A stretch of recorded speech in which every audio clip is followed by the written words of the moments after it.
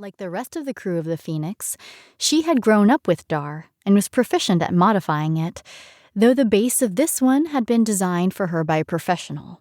Only the best for Earth's heroes. Alpha, Asuka said, as if it was ever necessary to summon their omnipresent ship AI. Asuka?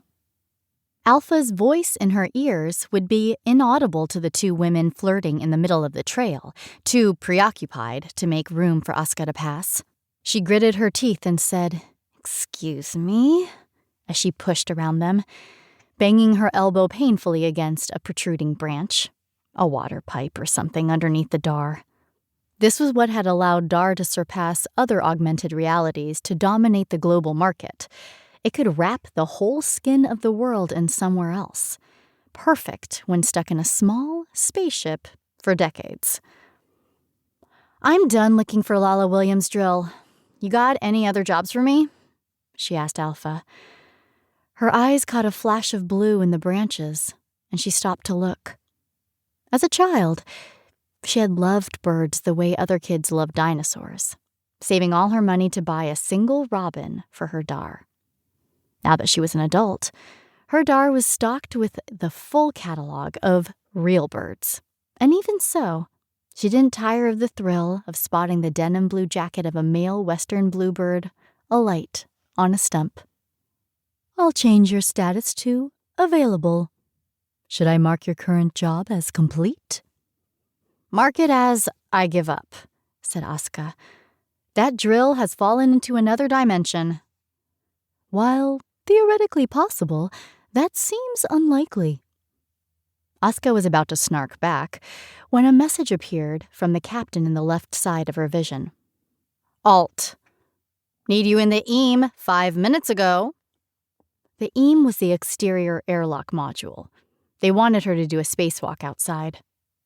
Asuka shaped words with her hands, composing and deleting several irritable responses, including, "Then you should have asked me 5 minutes ago," and "Sorry, I'm busy," and "Go jump into space," before settling on, "Yes, Captain," because she did like spacewalks. Unlike the other 79 crew on the Phoenix, Asuka was an alternate, which meant she didn't have a job exactly.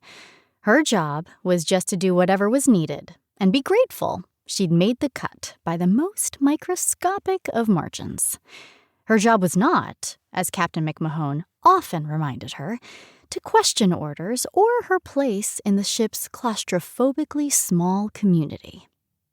Asuka found 2 of the ship maintenance crew and first Vice Captain Yue in the middle of the woods, standing between an old cabin and a plywood outhouse, which were, underneath the illusion, the ship airlocks. The airlocks exited out onto the bow and stern sides of the wheel, respectively. On one side of the clearing, heavy black compression suits hung from a clothesline between 2 fir trees. Yue was tall, with perfectly shaped eyebrows and a long face that made her seem perpetually surprised. Her hair was close-shaven. Buzz cuts weren't mandatory, but they were popular among the crew. Easier to care for in space. Asuka had grown out her hair instead, and she was teased for being a rebel. They were already suiting up Kat, one of the Australian reps. She had light blue eyes, picture-perfect freckles, and an impressive quantity of natural self-confidence. "Look who decided to show up," Kat said, without maliciousness. "Susie, you're just in time to witness my last spacewalk." "Last one?" "I'm scheduled for medical next cycle." Insemination appointment, she meant. All crew were required to have a baby as part of the mission. And once pregnant, Kat would no longer be eligible for walks. "It might not happen right away," said Asuka, for whom it hadn't. "It will," said Kat, fluttering her eyes with pleasure. "My mother had 4 of us, and each time it was like, bam, missile-lock. You could say fertility is one of my key qualifications. Well, that, my ability to do multivariable calculus in my head, and my amazing biceps."